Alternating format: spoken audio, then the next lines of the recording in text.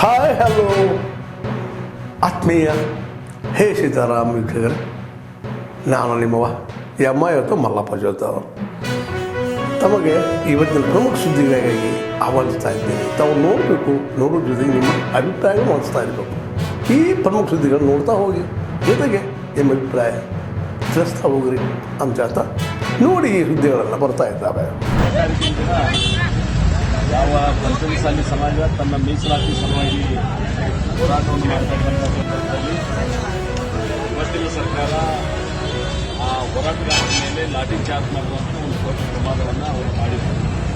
ಕೇವಲ ಅಷ್ಟೇ ಮಾಡಲಿಲ್ಲ, ಪೂಜ್ಯ ಸ್ವಾಮೀಜಿಯವರನ್ನ ಬಂಧನಕ್ಕೆ ಒಳಪಡಿಸಿದ್ರು. ಅಲ್ಲಿದ್ದಂಥ ಎಲ್ಲ ಮುಖಂಡರು ನಮ್ಮನ್ನು ಸೇರಿದಂತೆ ಎಲ್ಲರನ್ನೂ ವಶಕ್ಕೆ ತೆಗೆದುಕೊಳ್ಳುವಂಥ ಕೆಲಸ ಮಾಡಿದರು. ಪ್ರಜಾಪ್ರಭುತ್ವ ವ್ಯವಸ್ಥೆಯೊಳಗೆ ಹೋರಾಟ ಅನ್ನೋದು ಎಲ್ಲ ಪ್ರಜೆಗಳ ಹಕ್ಕು, ಅದನ್ನು ಮೊಟಕುಗೊಳಿಸ್ತಕ್ಕಂಥ ಪ್ರಯತ್ನ ಪ್ರಾರಂಭದಿಂದನೇ ಅವರು ಚಾಲೂ ಆಗಿದೆ. ಯಾವಾಗ ನಾವು ಮುಖ್ಯಮಂತ್ರಿಗಳ ಜೊತೆ ಮಾತಾಡಿದ್ವಿ ಬೆಂಗಳೂರೊಳಗೆ, ಅದಕ್ಕೆ ಪೂರಕ ಹೇಳಲಿಲ್ಲ ಅವರು. ಅಂದರೆ ಹಿಂದಿನ ಸರ್ಕಾರ ನಾವು ಕೂಯೇ ಕೇಳಿದ್ವಿ, ಕೂಯೇ ಕೇಳಿದ್ರೆ ಉಳಿದಂಥ ಹಿಂದೂ ಸಮಾಜದವರು ಬೇಜಾರು ಮಾಡ್ಕೋತಾರೆ ಅಂತ ಹೇಳಿ ಅವತ್ತಿನ ಬೊಮ್ಮಾಯಿ ಸರ್ಕಾರದವರು ಕೂಡಿ ಅಂತ ಮೀಸಲಾತಿದ್ರು. ಕೂಡಿ ಅಂದರೆ ಕೂಯೇದನ್ನ ಎಲ್ಲ ಮೀಸಲಾತಿರ್ತಾರೆ, ಬಟ್ ವರ್ಗ ಟ್ರೈ ಮಾಡಿದ್ರು. ಅದನ್ನು ಕೊಡೋದ್ರಿಂದ ನಮ್ಮ ಶಾಲಾ ಮಕ್ಕಳಿಗೆ, ನಮ್ಮ ನೌಕರಿ ಮಾಡುವಂಥವ್ರಿಗೆ ಅನುಕೂಲ ಆಗ್ತದೆ ಅನ್ನುವಂಥ ಕಾರಣದಿಂದ ನಾವು ಕೇಳಿದ್ವಿ. ಅದು ಕೋರ್ಟ್ನಾಗ ಪ್ರಶ್ನೆಯಾಗಿ ನಿಂತದ್ದು. ನಾವು ಮುಖ್ಯಮಂತ್ರಿಗಳಿಗೆ ಏನು ಒತ್ತಾಯ ಮಾಡಿದ್ವಿ ಅಂದ್ರೆ ಅದು ಕೋರ್ಟ್ನಾಗ ಇದ್ದಂದ್ರೆ ಅಷ್ಟೇ ಎಲ್ಲ ವಾಪಸ್ ತೆಗೆದ್ರಂತ ಹೇಳಿ ಇವತ್ತಿನ ಪರಿಸ್ಥಿತಿಯ ಮತ್ತು ಲಕ್ಷಾಂತರ ಜನ ಸೇರಿದಂಥ ಸಂದರ್ಭ ಮುಖ್ಯಮಂತ್ರಿಗಳು ತಂದು ಮನವಿ ಇಸ್ಕೋಬೇಕಾಗಿತ್ತು. ಮನವಿ ಇಸ್ಕೊಂಡಿಲ್ಲ. ಹೀಗಾಗಿ ಜನ ಆಕ್ರೋಶಗೊಂಡು ಅಲ್ಲಿ ಸುವರ್ಣ ವಿಧಾನಸೌಧಕ್ಕೆ ನುಗ್ಗುವಂಥ ಪ್ರಯತ್ನ ಮಾಡಿದಾಗ ಈ ಲಾಠಿ ಚಾರ್ಜ್ ಆಗಿದೆ.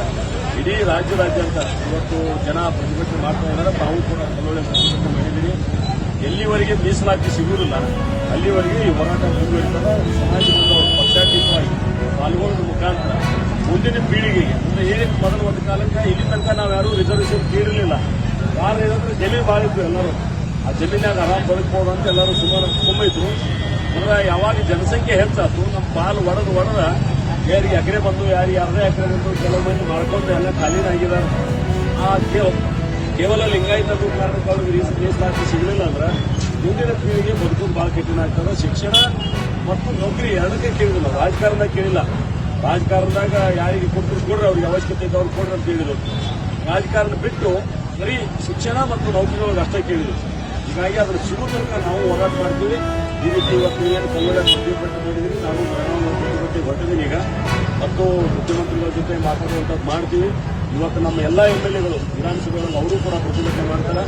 ಲೋಕಸಭೆಯವರು ನಾನು ಕೂಡ ವಿಷಯವನ್ನು ಯತ್ನಾವಳಿ ಮುಂದಿನ ವಾರಗಳು ಅಧಿವೇಶನಕ್ಕೆ ಹೋಗ್ತೀನವಾಗ ಎಲ್ಲ ಕಡೆಯಿಂದ ಒತ್ತಡ ಆದ್ರೆ ನಾವೆಲ್ಲ ಜಾಗೃತಿ ಇದ್ರೆ ನಮ್ಗೆ ಮೀಸಲಾತಿ ಸಿಗ್ತದ. ಮತ್ತು ಒಂದು ನಿಮಗೆ ಗೊತ್ತಿರಲಿ, ಯಾರ್ದ ಮೀಸಲಾತಿ ಕಸ್ಮತ್ತವಾಗಿಲ್ಲ ನಾವು ಅದಕ್ಕೆ ಗೊತ್ತಿರಲಿ. ಕೆಲವು ಸಮಾಜದವರು ಮೂರು ಕಡೆ ತಗೋತಿದ್ರು, 2A ತಗೋತಿದ್ರು, ಆಮೇಲೆ ಪ್ರವರ್ಗ 1 ತಗೋತಿದ್ರು, ಆಮೇಲೆ ಮೈನಾರಿಟಿ ಒಳಗೆ ತಗೋತಿದ್ರು. ಈ ಮೂರು ತಗೋಬಾರ್ದು, ಎಲ್ಲರೂ ಒಂದು ಕಡೆ ತಗೋಬೇಕಂತ ಹೇಳಿದ್ದಕ್ಕೆ ಅಲ್ಲೇನ 4% ಉಳಿದಿತ್ತು. ಆ 4%ದೊಳಗೆ 2% ನಮಗೆ ಕೊಟ್ಟಾರ, ನಮಗಷ್ಟ ಕೊಟ್ಟಿಲ್ಲ, ಮರಾಠ ಕೊಟ್ಟಾರ ಅದರೊಳಗಡೆ. ಮತ್ತು ಉಳಿದಂತ ಬೇರೆ ಬೇರೆ ಸಮಾಜಕ್ಕೂ ಕೊಟ್ಟಿದಾರ, ಒಕ್ಕಲಿಗ ಸಮಾಜಕ್ಕೆ 2% ಕೊಟ್ಟಿದ್ದಾರೆ. ಈ ರೀತಿ ಕೊಟ್ಟು ಮೀಸಲಾತಿಯನ್ನು ಇದನ್ನು ಮಾಡಿದ್ದಾರೆ. ಹೀಗಾಗಿ ಇವತ್ತು ಕೂಡ ಅಲ್ಲಿ ಪ್ರತಿಭಟನೆ ಮಾಡ್ತೀವಿ. ನೀವು ಪ್ರತಿಭಟನೆ ಮಾಡಿದ್ರಿ, ಶಾಂತ ರೀತಿಯಲ್ಲಿ ಜನರಿಗೆ ತೊಂದರೆ ಆಗಬಾರ್ದು. ನಾವು ಇಲ್ಲೇ ಪ್ರತಿಭಟನೆಯನ್ನು ಮೊಟಕುಗೊಳಿಸಿ ಸರ್ಕಾರಕ್ಕೆ ಬಿಸಿ ಮುಟ್ಟುವಂಥ ಕೆಲಸ ನಾವು ಮಾಡಿದ್ವಿ. ಈ ಮಾಡಿ ಮತ್ತು ಈ ಹೋರಾಟ ಬಂದಂಥ ಸಂದರ್ಭದಲ್ಲಿ ನಮಗೇನು ಸಂಬಂಧ ಇಲ್ಲ, ತೋರಿಸಿದ್ದಾರೆ ಮತ್ತು ನಮ್ಗೆ ಯಾರು ಫೋನ್ ಹಚ್ಚಿಲ್ಲ ನಮ್ಗೆ ಪೇಪರ್ದಾಗ ಬಂದಿದ್ದು ನೋಡಿ, ವಾತಾವರಣ ಹಿಂಗೆ ಆಗುತ್ತೆ ನೋಡಿ, ನಾವು ಭಾಗವಹಿಸಿ ನಮ್ಮೆಲ್ಲರ ಜವಾಬ್ದಾರಿ ಇದೆ. ಎಲ್ಲರ ಸಲುವಾಗಿ ಮಾಡತ್ತೀವಿ, ಯಾವುದೇ ಪಕ್ಷದ ಸಲುವಾಗಿಲ್ಲ. ಇದನ್ನು ಗಮನದಾಗ ಇಟ್ಕೊಂಡು ಮುಂದಿನ ಮಕ್ಕಳ ಭವಿಷ್ಯ ಸಲುವಾಗಿ ಅದನ್ನು ಗಮನ ಇಟ್ಕೊಂಡು ಎಲ್ಲರೂ ಕೆಲಸ ಮಾಡೋಣ ಅಂತ ಹೇಳಿ ನಮ್ಮಲ್ಲಿ ಹೊಂದಿಸಿ ಈ ಹೋರಾಟವನ್ನು ಮುಗಿಸ್ಬೇಕಂತ ಎಲ್ಲರಿಗೂ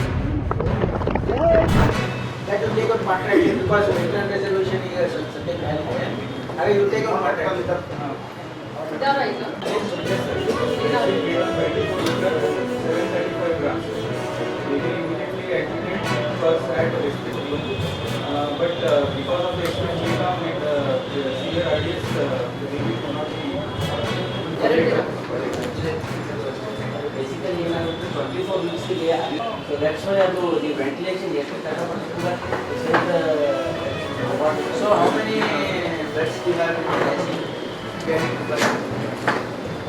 So apart from the staff, you need a nursing staff. That is one thing. And what else? 30 for How many sections? almost 54. Only one thing. Because the medical acted and all, you know, for introduction. That is what happened in Balai. So you have to be double cautious of those. ನಿಮಗೆ freedom ಕೊಟ್ಟಿದ್ದಾರೆ, ನೀವು request ಮಾಡಬೇಕು ಅಂತ. ಈಗ ನೀವು ಎಂತಾದ್ರೂ ಮಾಡಿದ್ರೆ ಸರ್ಕಾರಕ್ಕೆ ಕೆಟ್ಟ ಹೆಸರು. ಭಾಳ ಡಬಲ್ ಚೆಕ್ ಮಾಡಬೇಕು, ರಿಕ್ವೆಸ್ಟ್ ಮಾಡಬೇಕಾದ್ರೆ ಒಳ್ಳೆ ಕಂಪ್ನಿಯಿಂದ Participate generic. ರಜಾಕರ್ ಆದೇಶ ಬಂದಂಗೆ ನಡ್ಸ್ಯಾರ. ಈಗ ರಜಾಕರ್ ಸರ್ಕಾರ ಐತಿ, ಇದು ಹಿಂದೂಗಳ ಸರ್ಕಾರ ಐತನು. ಹೈದರಾಬಾದ್ ನಿಜಾಮರ ಸರ್ಕಾರ ಇದ್ದಂಗೆ ಐತಿ. ಇಲ್ಲಿ ರಜಾಕರ್ ಯಾವ ಜಾತಿ ಅಂತ ಹೇಳಿದ್ರೆ ಪ್ರಿಯಾಂಕಾ ಖರ್ಗೆ ಹೇಳಿದ್ರೆ ನೀವು ಪತ್ರಕರ್ತರು. ರಜಾಕರು ಮುಸಲ್ಮಾನರಲ್ಲ. ಹಾಗಾದ್ರೆ ಬ್ರಾಹ್ಮಣರು, ಮರಾಠವೋ, ಲಿಂಗಾಯತರು, ಏನು ಒಕ್ಕಲಿಗ ಇಂಥ ಮನುಷ್ಯಗೆ ನಾವು ಉತ್ತರ ಕೊಟ್ಕೊತ ಕೂತ್ರೆ ಸುಮ್ಮನೆ RSSಗೆ ಬೈದೋದಂತ ಪ್ಯಾಷನ್ ಆಗೈತೆ. RSSನ ಧೂಳಿ ಆಗೋದಿಲ್ಲ ಇವರು. ಅದೊಂದು ಸಂಘಟನೆ ದೇಶದ ಸಲುವಾಗಿ, ದೇಶದ ಅದೇ ಕೇರಳದಾಗ ಅಂತ ದೊಡ್ಡ ಪ್ರವಾಹದಾಗ ಯಾರು ಹೋದ್ರಿ, ರಾಹುಲ್ ಗಾಂಧಿ ಹೋದನಲ್ಲಿ ಅದು ಮಾಡಿದವ್ರು ಯಾರು? RSS, ಪೊಲೀಸರು, ಸ್ವಯಂ ಸೇವಾ ಸಂಸ್ಥೆಗಳು. ಅಲ್ಲಿ ಕಾಂಗ್ರೆಸ್ನವ್ರು ಯಾರು ಹೋಗ್ಯಾರ? ಯೂತ್ ಕಾಂಗ್ರೆಸ್ನವ್ರು ಯಾರು ಹೋಗ್ಯಾರ? ಅದಕ್ಕೆ ಇವ್ರಿಗೇನೋ ನೈತಿಕತೆ ಇಲ್ಲ. ಏನೋ ಈ ಸಲ ಬಂದೈತೆ ನಮ್ಮ ತಪ್ಪಿನಿಂದ. ಮುಂದಿನ ಸಲ ಮಹಾರಾಷ್ಟ್ರದಾಗ ಹೆಂಗೆ ಸ್ವಚ್ಛ ಆಯ್ತಲ್ಲ ಕಾಂಗ್ರೆಸ್ಸು, ನಾವೆಲ್ಲ ಬಟ್ಟೆಗೆತ್ತೋ ಕಟ್ಟಂಗೆ ಮಾಡ್ತೀವಿ. ಒಂದು ದೇಶನಾಗ ಒಂದೇ ಎಲೆಕ್ಷನ್ ಇನ್ನಾಗ ಲೋಕಸಭಾ ವಿಧಾನಸಭಾ ಕೂಡಿ ಲೋಕಲ್ ಬಾಡಿ ಏನದು ಅಲ್ಲಿ ZP, ತಾಲೂಕು ಪಂಚಾಯತಿ, ಕಾರ್ಪೊರೇಷನ್, ಪಟ್ಟಣ ಪಂಚಾಯತಿ, ಗ್ರಾಮ ಪಂಚಾಯತಿ ಒಂದು ವರ್ಷನಾಗ ಒಂದೇ ಮೊದಲ ಹಂತದಲ್ಲಿ ಲೋಕಸಭಾ ವಿಧಾನಸಭಾ ಮುಗಿತೈತೆ. ಹಗಲೆಲ್ಲ ಆ ರಾಜ್ಯ ಚುನಾವಣೆ, ಈ ರಾಜ್ಯ ಚುನಾವಣೆ ಅಂದರೆ ಏನಾಗ್ತದೆ, ನೀತಿ ಸಂಹಿತೆ ನಮ್ಮ ಅಭಿವೃದ್ಧಿಗೆ ಭಾಳ ಪಟ್ಟು ಬೀಳ್ತದೆ.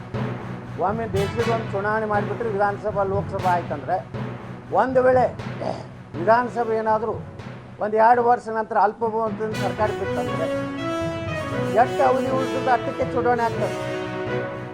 ಉದಾಹರಣೆಗೆ 5 ವರ್ಷನಾಗ 2 ವರ್ಷಕ್ಕೆ ಒಂದು ಸರ್ಕಾರ ಬಿಟ್ಟು ಕರ್ನಾಟಕ ಸರ್ಕಾರದ ಒಂದು ಬಿತ್ತು ತಿಳ್ಕೊಂಡು ಬಹುಮತ ಸಾಬೀತಾಗಲಿಲ್ಲ, ವಿಸರ್ಜನೆ ಆಯ್ತಂದ್ರೆ 3 ವರ್ಷಕ್ಕೆ ಮಾತ್ರ ಚುನಾವಣೆ, ಮತ್ತದು ಲೋಕಸಭಾ ವಿಧಾನಸಭಾ ಚುನಾವಣೆ ಕೊಡ್ತದೆ.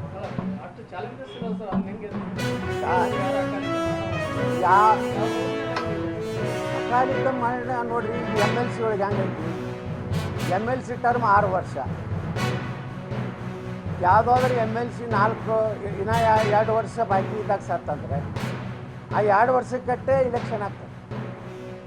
ಇಲ್ಲಿವರೆಗೆ ತಾವೆಲ್ಲ ಸುದ್ದಿಗಳು ನೋಡ್ತಾ ಬಂದ್ರಿ, ನೋಡಿದಿರಿ.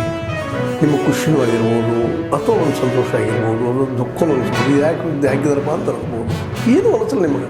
ನಿಮ್ಮ ಅನಿಸಿಕೆಗಳು ನಮ್ಗೆ ಭಾಳ ಪ್ರಮುಖ. ಈ ಸುದ್ದಿಗಳು ನಿಮ್ಗೆ ಏನು ಅನಿಸಿದ್ರು ನೀವು ಕಾಮೆಂಟ್ ಬಾಕ್ಸಲ್ಲೇ ಹೇಳ್ತಾ ಇರ್ರಿ. ಜೊತೆಗೆ ಎಲ್ಲಕ್ಕಿಂತ ಹೆಚ್ಚಿಗೆ ಶೇರ್ ಮಾಡ್ತಾ ಇರ್ರಿ ಈ ನ್ಯೂಸ್ಗಳನ್ನು. ಜೊತೆಗೆ ಏನಪ್ಪ ಅಂದ್ರೆ ಹೇ ಸೀತಾರಾಮ್ ನಿರಂತರ ನೋಡ್ತಾ ಇರ್ರಿ. ಹೇ ಸೀತಾರಾಮ್ ಸತ್ಯ ಕೈಗೊಳ್ಳಿ ವಂದನೆಗಳು.